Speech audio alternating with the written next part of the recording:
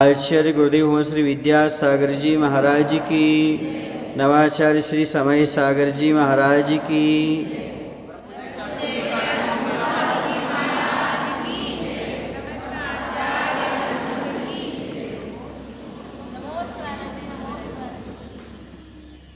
सदलगा वालों ने अपने अपने विचार सामने रखे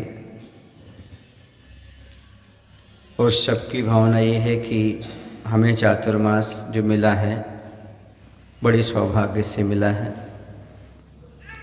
और चातुर्मास में बहुत से लोगों ने अपने भाग्य को जगाया है, सौभाग्य को जगाया है। उन्हें ऐसा लग रहा है महाराज चले ना जाएं, दूसरा चातुर्मास पर से मिल जाए।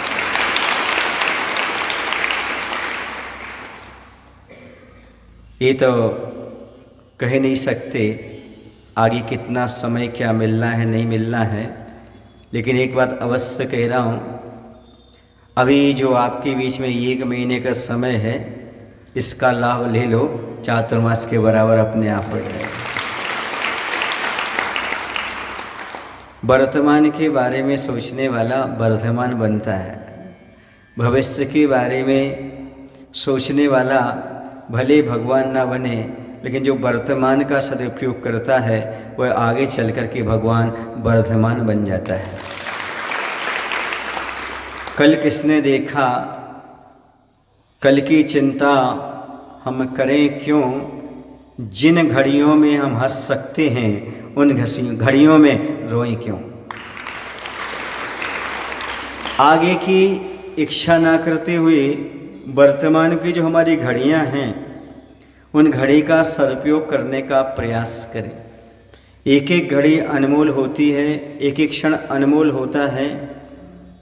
ये हम आचार्यों की वाणी के माध्यम से, भगवंतों की वाणी के माध्यम से समझते आए हैं कि जो एक एक क्षण का सदुपयोग करता है वह अपने जीवन में बहुत कुछ उन्नति प्राप्त कर लेता है। जिसके हाथों में पल नहीं होते उनके जीवन में कभी कल नहीं होते, और जिनके हाथों में पल होते हैं उनके हाथों में कल होते हैं।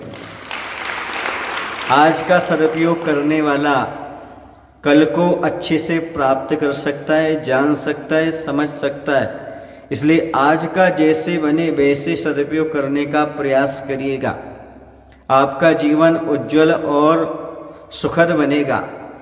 आज हमें समझना है कि हमें क्या देना चाहिए, क्या लेना चाहिए, क्योंकि आज सम्मान की बात है। आज बाहर के व्यक्ति आपका सम्मान करने का भाव रखते हैं, आपका सम्मान करने का भाव नहीं रखते। यदि देखा जाए तो आपने जो भगवान की भक्ति की है, गुरुओं की आज्ञा का पालन किया है, उसका सम्मान करने का उनका भाव होता है। चलो भाई, हम 16 दिन तक भगवान की आराधना नहीं कर सकते, पूजन नहीं कर सकते। जो व्यक्ति इतने भक्तिभाव से आराधना पूजन कर रहे हैं, कम से कम उसकी अनुमोदना के रूप में उनका सम्मान तो किया जा सकता है। कोई भी अनुमोदना का एक तरीका है। कोई सम्मान करके अनुमोदना करता है, कोई ताली बजा करके अनुमोदना करता है, कोई प्रशंसा के शब्द बोल करके अनुमोदना करता है। धर्म की अनुमोदना कई प्रकार से होती है, मन से भी, वचन से भी, काय से भी, और मैं तो कहता हूँ धन से भी, क्योंकि धन के माध्यम से भी बहुत सारी धर्म की प्रभावना हो जाती है। उसका सदुपयोग क्या है? यही है। आज तक हमने मन वचन काय का सदुपयोग नहीं किया होगा तो कहीं ना कहीं दुरुपयोग किया होगा। दूसरे को अपमान करने के लिए हमने तन मन धन का उपयोग किया होगा, लेकिन वो सौभाग्यशाली जीव हैं जो अपने तन मन धन का सदुपयोग दूसरे के सम्मान के लिए किया करते हैं। उनके मन में भाव जागा। श्वेतांक भाई हमारे पास आए और हमसे कहते हैं, महाराज जी सदलगा में मैं चाहता हूँ अच्छा कार्यक्रम हो रहा है और मैं चाहता हूँ सभी का सम्मान करना, इनको कुछ भेंट करना। हमने कहा देखो भाई, आपका भाव है तो हमारा आशीर्वाद है, क्योंकि अच्छी चीज़ की अनुमोदना करने से उतना ही पुण्य लगता है जितना व्यक्ति वह कार्य करता है। हम बहुत सारी चीज़ों में पैसे को खर्च करते हैं, लेकिन कभी किसी को सम्मानित करने में पैसा खर्च नहीं कर पाते। कि जो व्यक्ति अपना पैसा दूसरे को सम्मान करने में खर्च करता है उससे कभी सम्मान में कमी नहीं पड़ती, वो जहाँ भी जाता है उसे सम्मान प्राप्त होता चला जाता है। तो जीवन को सुंदर बनाने का सबसे अच्छा सूत्र है, जीवन में हो सके तो दूसरे का सम्मान करिएगा, हो सके तो दूसरे की प्रशंसा करिएगा।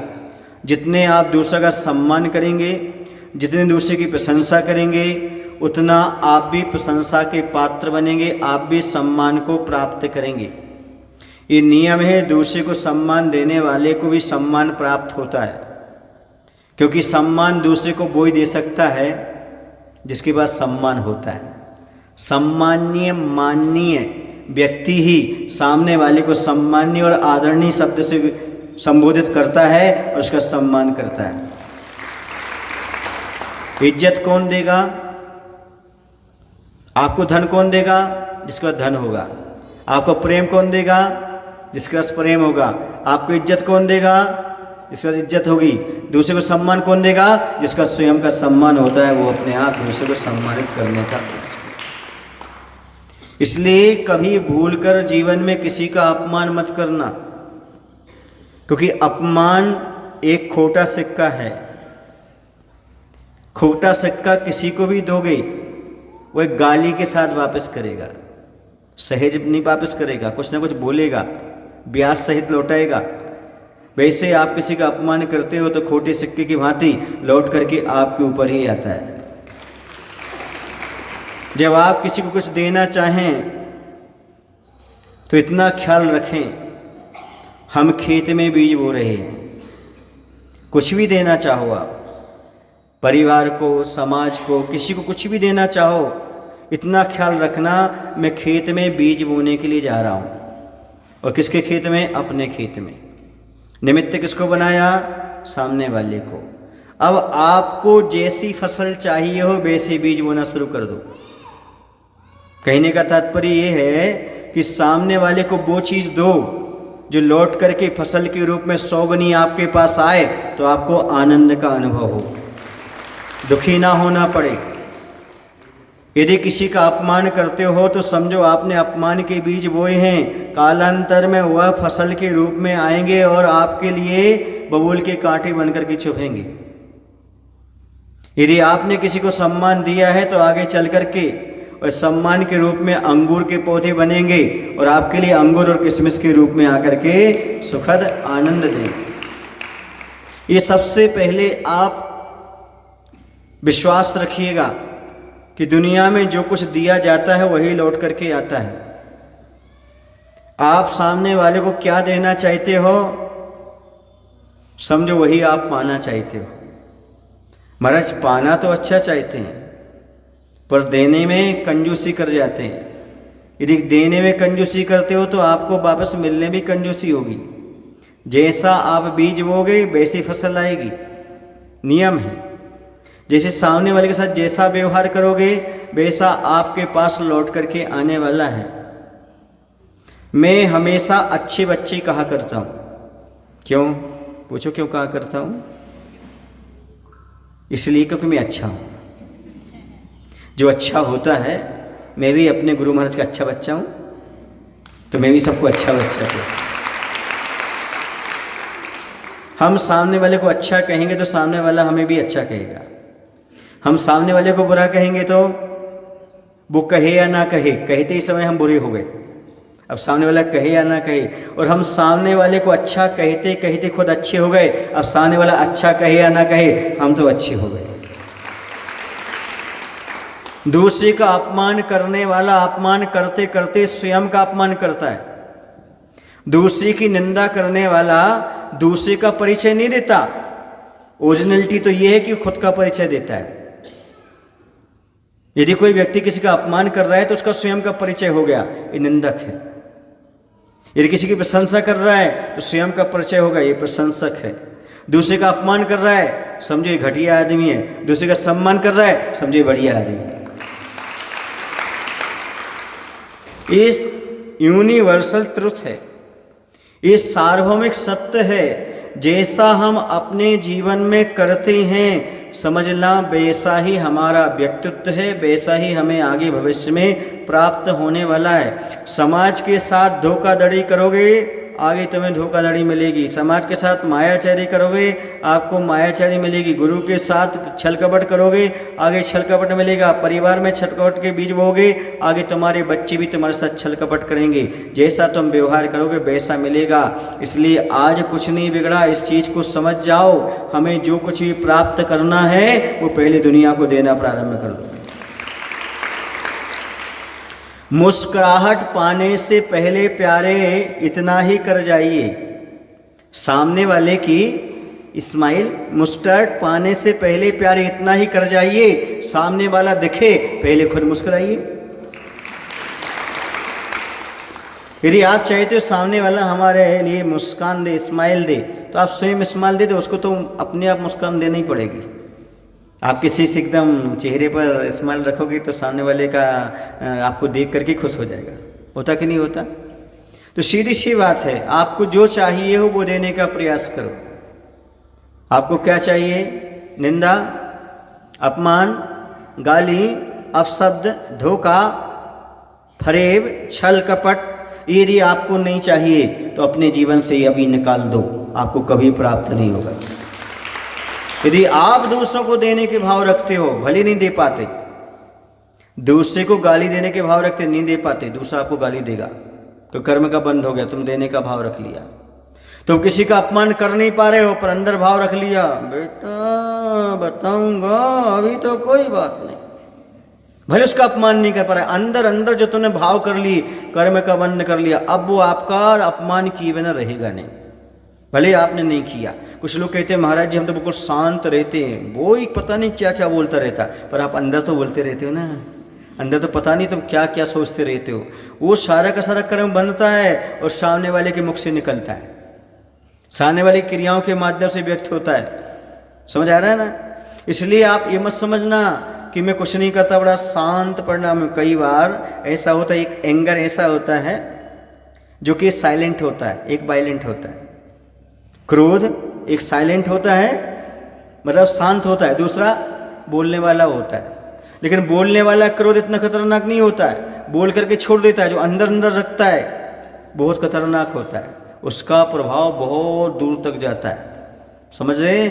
इसलिए मन में किसी के प्रति बुरी भावना मत रखना, वरना तुम तो रखे ही रह जाओगे, वो तो आपके ऊपर कह करके चला जाएगा। ये नियम है।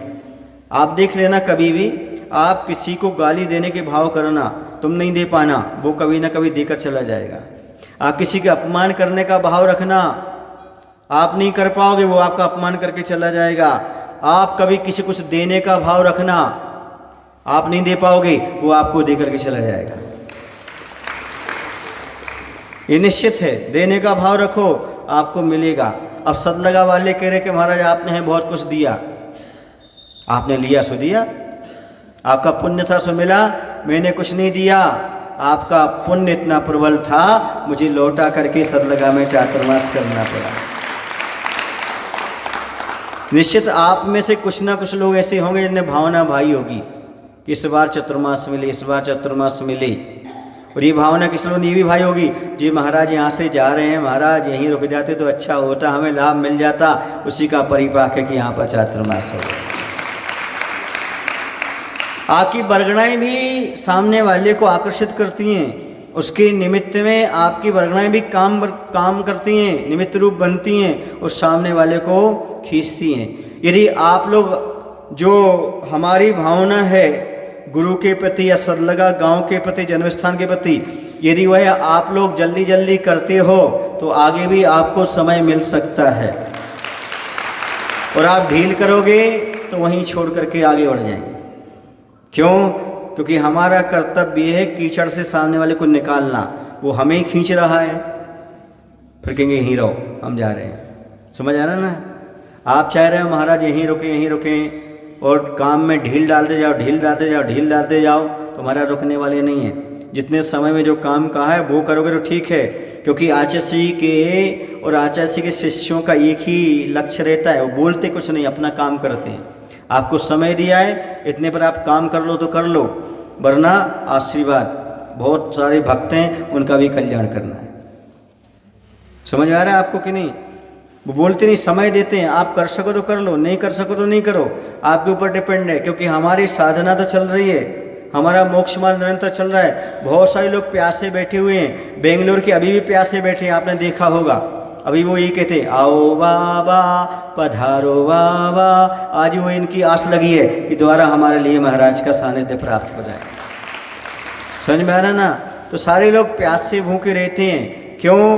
क्योंकि रत्नों की कीमत सब जानते हैं और आचार्य विद्यासागर के हीरे तो सब चाहते हैं। देश में कहीं चले जाओ, हर कोई चाहता है कि हमें कोई मिले तो आचार्य के शिष्य मिल जाए तो बहुत अच्छा है। समझ आ रहा है ना? पहले तो यही भावना बातें हैं, आचार्य के शिष्य मिल जाए, अर्थात सत लगा के संत के कोई ना कोई तो शिष्य हमें प्राप्त कर जाए। सो आप लोग ताली बजा रहे हो, अच्छी बात है, पर तालीम पर भी आओ। तालीम समझते हो? जो आपको बताया गया है वो जल्दी जल्दी करो, उसमें ढील मत करो, देर मत करो। जहाँ जहाँ जो कुछ कहा है उसे करना जरूरी है, क्योंकि हम अपने गुरु के लिए कुछ नहीं दे पाए। सुने ना, कम से कम ऐसा करें कि कई पीढ़ी तक यहाँ पर उनका कुछ ना कुछ इतिहास बना रहे, उनका गुणगान लोग गाते रहें, वहाँ आकर उनको याद करते रहें। बस यही कम से कम हम कर लें तो समझो अपने जीवन को धन्य कर लिया। सारे देश के लोग कुछ ना कुछ आचार्य के प्रति कर रहे हैं, इसलिए मेरा भाव था कि सदलगा में भी कुछ ना कुछ होना चाहिए। और पहली बार लोगों ने तन मन धन से आगे आकर के कार्य किया है। अब मुख्य लोगों के लिए उनका सम्मान करते हुए समय पर सारा कार्य संपन्न करना है,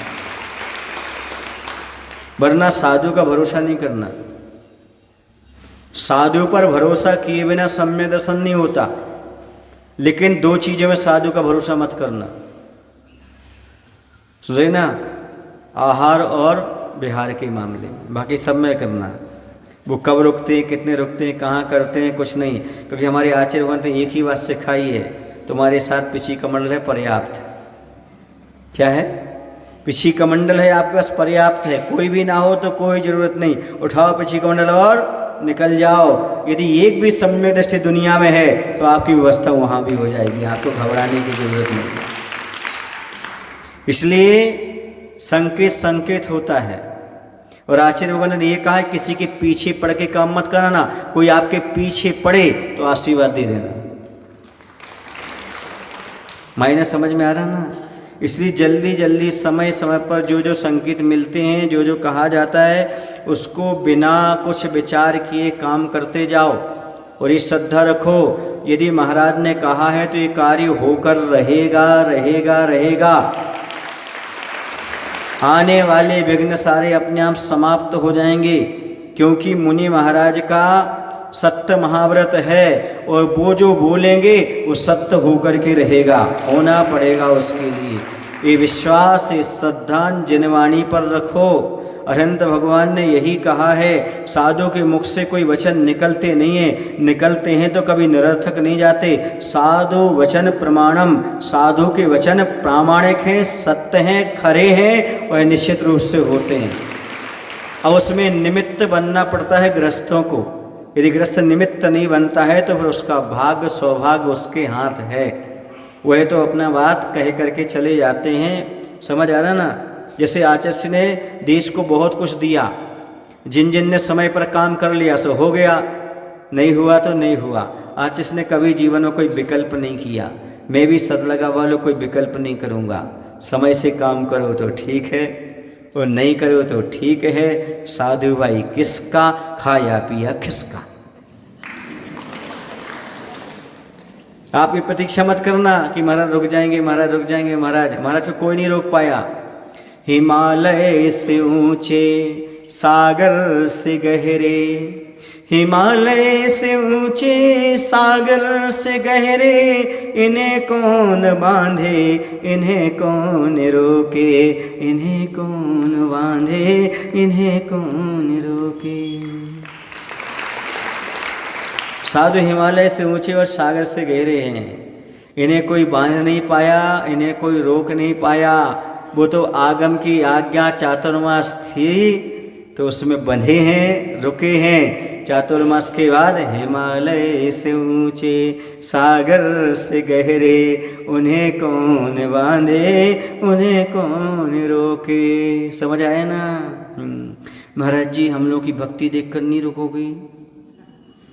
हम लोग के इतना प्रभाव न कर रहे नहीं रुकेंगे, इतना काम कर रहे नहीं रुकेंगे। यदि ऐसे पिघलने वाले होते तो घर में कौन सी कमी थी? मम्मी भी रो रही थी, पापा भी रो रहे थे, सब चाह रहे थे, सुन रहे ना? लेकिन नहीं, कल्याण के रास्ते में किसी के आंसू नहीं देखे जाते। ये मोह के आंसू हैं, राग के आंसू हैं। हमें तो वीतरागता के मार्ग पर आगे बढ़ना होता है। वह पथ आगे निरंतर चलता रहता है। अब पछताएं हो तो क्या, चिड़िया चुग गई खेत, ऐसे शब्द मुख से ना निकलें, बल्कि समय रहते चेत जाएं, कार्य कर लें तो बहुत अच्छा है। क्योंकि साधु तो नदी की भांति होता है ना? यहाँ से बहता बहता बहता बहता निकलता चला जाता है। रास्ते में जो जितनी प्यास बुझा ले, जितना पानी का सदुपयोग कर ले सो कर ले, उनकी वाणी का जितना उपयोग कर ले। आप लोगों ने अच्छा किया है, हम खुश हैं, ऐसी कोई बात नहीं। सदलगा में अभी तक जो कुछ हुआ है अच्छा हुआ है, हम आशीर्वाद देते हैं। आप लोग ऐसे ही अच्छी तरह से धर्म ध्यान करते रहें। लेकिन जो कुछ भी आलस्य है, प्रमाद है, तो वह समय व्यर्थ मत गंवाओ। एक एक क्षण का सही सही सदुपयोग करो, जिससे आपके लिए अच्छा लगे। कुछ लोग जो बाहर से आते थे वो ये कहते थे, महाराज जी सदलगा में हम समझ रहे थे होंगे 50-60 घर, 100 घर, लेकिन आपके आने पर मालूम पड़ा यहाँ तो 900 घर हैं। हमने कहा भाई यहाँ पर अखंड का अंक है, आचार्य भवन का गांव है और 9 का अंक अखंड होता है, और यहाँ पर 900 घरें अखंड का प्रतीक। और इस चतुर्मास में मैं यही देखना चाहता हूँ, और थोड़ा सा जो बचा है खंड, वह भी जुड़ जाए और पूरी समाज अखंडता के ध्वज के तले आ जाए तो और अच्छा हो। जो कुछ बचा है वो भी आगे बढ़ाओ। कुछ लोग ये कह रहे हैं कि महाराज जी हम पर्यूषण से जुड़े हैं, 16 कारण से जुड़े हैं, पहले से जुड़ते तो अच्छा होता। लेकिन ऐसा ना हो कुछ ऐसे भी मिल जाए। दीपावली की बात कहें, महाराज जी हम तो आपसे बिहार में ही जुड़ पाए, पहले जुड़ते तो अच्छा होता। तो कम से कम इतना सोचो, इतना विचार करो। अभी आपके पास 1 महीना है। अभी तो जो नहीं आ पा रहे, नहीं समझ पा रहे हैं, मिथ्यात्व में पड़े हैं, वो कम से कम अभी भी जाग करके आ सकते हैं और तीनों टाइम कोई भी समय निकाल करके और अपना कल्याण का मार्ग खोज सकते हैं। अभी कुछ भी नहीं बिगड़ा।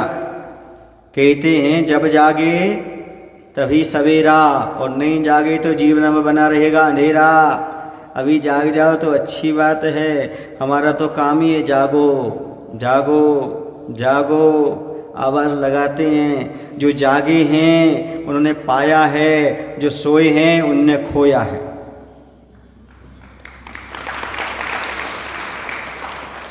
जो जागे हैं उन्होंने कुछ ना कुछ अपने जीवन में प्राप्त किया है, उन्हें अच्छा लगेगा। क्योंकि वीतरागी साधु जो भी होते हैं वो सबके कल्याण का मार्ग प्रशस्त करते हैं। सभी का कल्याण हो ऐसा भाव उनके अंदर रहता है। दलित से दलित, गरीब से गरीब, छोटे से छोटा, पापी से पापी जीव भी धर्म को समझे और अपने इतिहास को समाप्त करके और अपना भविष्य उज्जवल बनाए, ऐसी भावना उनके अंदर रहती है। और उसी भावनाओं का परिणाम है कि आज आपके यहाँ हरियाली हरियाली दिखाई दे रही है। आप लोगों के चेहरे पर एक अलग उमंग है। आपको लग रहा है कि मैंने 3 महीने व्यर्थ नहीं खोए, 3 महीने में बहुत कुछ मैंने उपलब्धि किया। वही उपलब्धि आपके जीवन की अंत समय तक काम में आएगी। बाकी सारा का सारा समय आप समझ लेना आपका व्यर्थ गया, वह आपके अंत समय काम आने वाला नहीं है, प्रभाव में भी काम आने वाला नहीं है। जो तन मन धन जो आप अभी लुटा करके जाएंगे वही आपको खेत में बोए हुए बीज की भांति अगले भाव में भविष्य में आपको प्राप्त होंगे। अभी भी चेतने का अवसर है, अभी भी जागने का अवसर है। जागिएगा, लाभ लीजिएगा।